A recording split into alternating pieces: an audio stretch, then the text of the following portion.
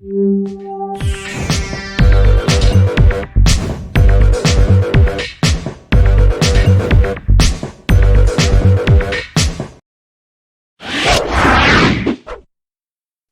everyone, this is Corinne from Divas PH Academy. Our today's topic is about how to distinguish if you are dealing with a scammer client. Why I come up with this topic? Because I saw a lot of posts on Facebook and they ask if they are dealing with a legit client.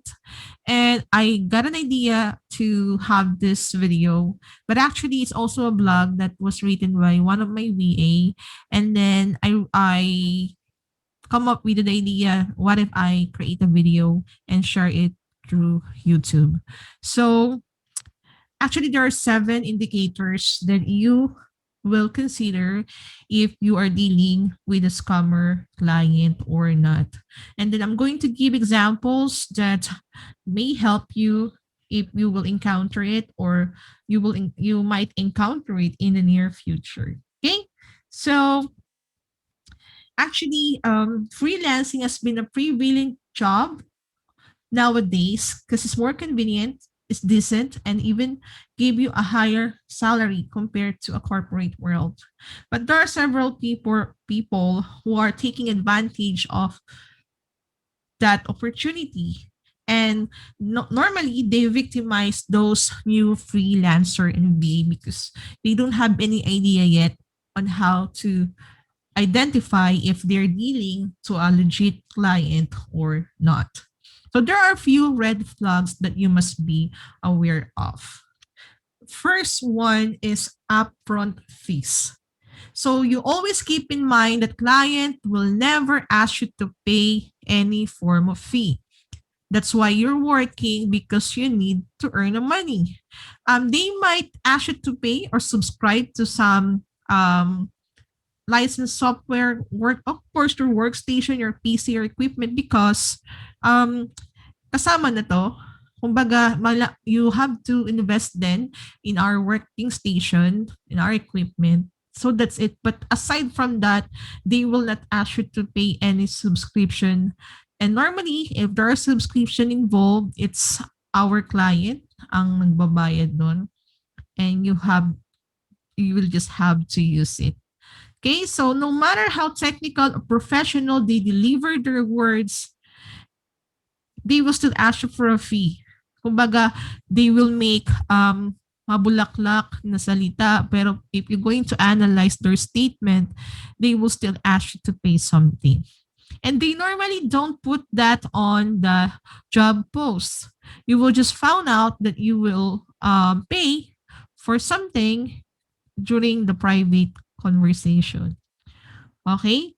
So, normally talaga, yung tina-target nila yung mga sa baguhan talaga. Kasi, syempre, hindi pa nila alam yung kalakaran. And, I'm gonna give you an example that may ask you to pay for an upfront fees. So let's say walang job interview, there's no job interview, there's no recruitment process, then they will just send you an email and they will tell you that you're hired. And then when they email you, it will says there that you have to pay a certain amount and able for you to receive your equipment. So they will said they will give you a free equipment, they will send it in the Philippines, but you have to pay for the shipping fee. Actually, wala pong ganoon na client. Kahit tanungin niyo pa yung mga veterano ng freelancer, kahit sa aking almost 2 years or more than 2 years na pagiging VA and freelancer, normally, kapag si client, they will give you some equipment kapag nag-work ka na sa kanila and you already provided a result. Kumbaga, they already trusted you. That's the only time they will send you equipment and they will cover everything. Okay? So, another example of that is parang you have to subscribe to a website using your debit card and then once you do that, saka ka lang nila i-hire. It's a big no-no kasi syempre, your debit card or your credit card, that's yours and they may use your money for some illegal activities. Okay? So next is money laundering. So they will say, you will not do a hard task. Ganyan yung example nila. The only thing you have to do is you will just accept the money that I'm going to send to your bank account or to your PayPal. Then after that, you will send it back to me, but I'll give you 10% of that amount. So, di ba parang ang enticing niya? Pero it's dangerous kasi the money that di natin alam kung saan galing yan. Baka mamaya it came from illegal activities. Baka ninakaw nila yan in a certain bank or certain institution. So para hindi ma-detect ng mga authority, they will pass that account from one account to another hanggang magkaroon na ng mahabang transaction, and they will not be captured. Pero pag ikaw ang natsyempuhang nasa account mo dumaan yon, baka ikaw pa ang makulong at isipin nila na kasabwat ka nila. And of course, PayPal and some bank institution will detect baka illegal activity yan. So example sa PayPal, kapag bigla kang nakatanggap ng malaki, kasi nangyari sa akin yan since, pero hindi siya money laundering. Sa client ko, kumbaga, tumaas yung earning ko, then si PayPal hindi nire-release yung pera kasi parang sabi daw illegal activity. Then in-explain ko sa kanila that's a money that came from my client. Kumikita na ako sa aking freelancing business. And then yun, binigay nila yung pera. Pero kasi kapag mga million pesos, talagang questionable yun. And even your bank will not let you withdraw that money without presenting any proof that that money is sa'yo talaga. Okay? So remember that you won't gain clean money in a freelancing if you do not do a particular job or task. You have to do something for you to earn. So if you encounter these kinds of offer or job that is too easy, you should start to suspect or better to find another job or another client. Okay? Okay, next is, before we go to the next video or next slide rather, I just want to invite you to try our paid course. That's Real Estate Marketing Virtual Assistant Ultimate Learning Course. If you are a VA and you want to try real estate industry and you want to become a marketing VA, you can try this. It's just 1,499 pesos. Pero siksik ito. Marami kayong mapupulot. We have 50% discount. The original price was 2,999. So you save up to 50%. So what you can get is lifetime access to this course that you may also share to your friends.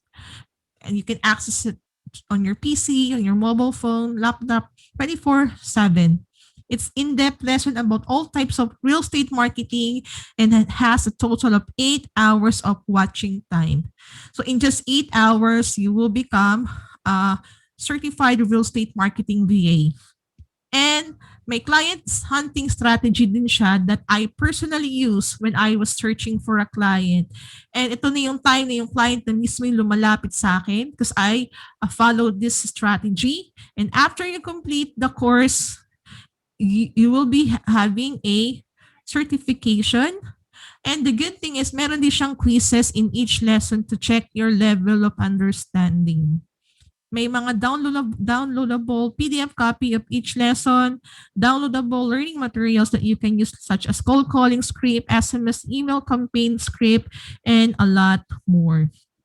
And you can have an access to our upcoming free courses and a discount on our upcoming paid courses. And plus, you can have an on-the-job training, 8 hours OJT, it's 40 hours OJT or apprenticeship that you can use as your working experience, lifetime support, and 1 hour one-on-one coaching, and more than 1 hour group coaching.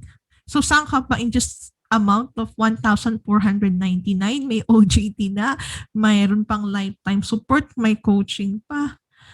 Okay. But if you will comment down below this video, you will get 200 pesos discounts. Instead of paying 1,499, you will only pay 1,299. Once nag-comment ka below, PM nyo ang aming Facebook page, Divis PH Academy. Pakita mo sa amin yung screenshot and then we will process your online access with a two, with 200 pesos discount. All right, so going back on our video, our topic, the third one is if they ask you some personal information, your ID, kumbaga picture of your valid ID. There are client din na humingi, especially kapag alam mong legit tong client na to, kumbaga na-investigate mo na legit tong client mo, that's pwede mong ibigay ID. Pero kung duda ka sa kanilang identity, you should not give it because they might steal your identity and create fake accounts or identity. In case you need to be careful about giving your personal info, especially your passport ID, when the client is asked for it. And search mo si client on sa social media or the name of their company before you deal with them to ensure that they are legit client. So don't give your credit card number, siyempre account number, bank account number, passwords, email addresses nyo, wag na wag po natin gagawin yun. Baka magulat ka na lang pagising mo isang araw, may utang ka na sa ibang bangko na hindi mo naman talaga inutang. Okay? So the fourth one is grammar. So again, I'm not being racist here, but I encountered this before na kumbaga kung if you're going to read the email that you will receive from them, may mga grammar lapses, may mga wrong spelling, wrong capitalization, and yung sentence construction nila medyo confusing. So, normally, if you are dealing with a legit client or company, they are very mindful with the grammar. And the sentence construction is good or well. So, if the grammar or maraming grammar lapses, it doesn't make any sense. Maybe it's a sign that they are not legit. And normally, yung mga ganito, they came from African or not South African countries. So yun. Okay? So next is test work. May mga ganitong client and na-encounter ko ito pero I declined. So sabi niya, before I hire you, you will work with me for 20 hours this week and then once that we like your work, that's the only time we will hire you. What if sinabi na, we don't like your work, we will not hire you. But they will use the work that you've done with them. Okay? So parang sayang yung effort mo. So example din ito yung mga graphic designer or social media manager or video editor, they will ask you to provide a sample work. Then kapag nagustuhan nila yon, saka ka lang nila i-hire. So para ma-secure yung ginawa mo, lagyan mo ng watermark para malaman, para hindi nila magamit ito sa anumang business nila. Okay? So there are some instances where the client keeps on giving tasks to freelancer applying for the job for the test work but will not hire them. It's like you provide service to them without getting paid. Diba? Nakakalungkot to. You napuyat ka, nagsayang ka ng kuryente, ilaw, then test work lang pala. Angat maaari, layo tayo dito. Okay? Next is country. Again, I'm not being racist here. So, as much as possible, you have to prioritize the job offers in the first world country like Canada, USA, Australia, United Kingdom, Germany, and some European countries. Okay? But it doesn't mean that the job offers from other countries are not legitimate, but there are higher risks that you will get scammed. There are particular country that has numerous scam job offer. So if you're just new in freelancing, I advise you to get a client on the country that I mentioned earlier. So regarding the countries naman na medyo scammy yung ano nila. So again, hindi lahat pero pag nakipag-deal ka sa client from that country, you have to be careful. So Pakistan, India, and South and African countries, medyo ano tayo, ingat tayo dyan kasi hindi natin alam. So, kung talagang nagbibigay sila ng sahod, baka naman they are scammer and they will just use you to some illegal activities. Okay? So, next, payment. So if you got a client from freelancing website, the payment transaction with your client will be done inside the platform and it has a fee. So let's say Upwork. So safe sa Upwork kasi most of the client there are verified ni Upwork. So hindi ko sinasabi lahat ng nasa labas ng Upwork or any other site is not legit. Pero you have to be careful if you're going to deal with those client outside those platforms. Kasi there are chances that they will not pay you. And wala ka nang magagawa since it happened outside those platforms. Okay? So, pag lumabas ka rin nila sa Upwork, syempre may penalty yon. Baka ma-block yung Upwork access mo. So, you still make your own decision. And it's, whatever happened, ikaw pa rin ang um, tawag ito, ikaw pa rin yung mananagot. Kumbaga, ako kasi, honestly, most of our client are outside Upwork. Never ako nagkaroon ng clients sa Upwork. Though may mga job offer, mas pinarioritize ko yung sa labas ng Upwork. Kasi, mas madali. And, walang masyadong kuskus balungos, diba? Basta pag alam lang nila na ano ka, di pasok ka sa bank. Pero you have to be careful. Ako kasi ang ginagawa ko, I have my own term. Kapag itong client na to hindi sumunod sa mga terms ko, I will not accept. Hindi ko siya ina-hire.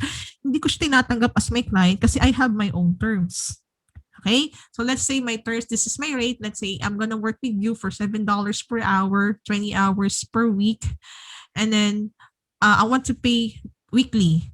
And if you don't pay me after 3 days, I won't continue working with you. Okay? So, kapag si client, no, I won't accept your term. This is my term, you have, no. Ako medyo iwas ako dyan sa ganyan. Pag may medyo nararamdaman ko na si client na may sarili siyang gobyerno, ayaw niya sumunod sa akin. Hindi niya ina-accept yung term ko. I move to the next client. Okay? So why weekly? Kasi mas scam ka man, hindi masyadong malaking impact. Okay? Because you need to have an agreement, written agreement that you have to sign or that they have to sign electronically. And if they don't sign electronically, you will not continue working with them. Okay? So dun sa agreement na yun, pwede niyo siyang takutin kapag di kayo nagbayad, we're gonna pass this to a collection agency. Of course, they don't want to deal with collection agency because it will affect their credit score or you will sue them. Mga kung ano pananakot, pwede yun just to protect you kasi nga nasa outside ka nga ng Upwork. Okay? So, if you have any questions, you can comment down below and I'm going to answer it, or you can also PM our Facebook page, Dives PH Academy. Paki-like na rin ang aming Facebook page. And if you like this video, please like, subscribe na rin, Dives PH Academy, para lumawak pa ang aming matulungan. And then we also have a Facebook group. More than 8,000 na po ang member nito. Work from Home Professional Philippines. Doon makikita nyo yung mga job hiring, VA and freelancing tips, and anything na makakatulong sa VA and freelancing journey ninyo. Okay? Thank you so much once again. This is Karine. See you on my next video. Bye-bye.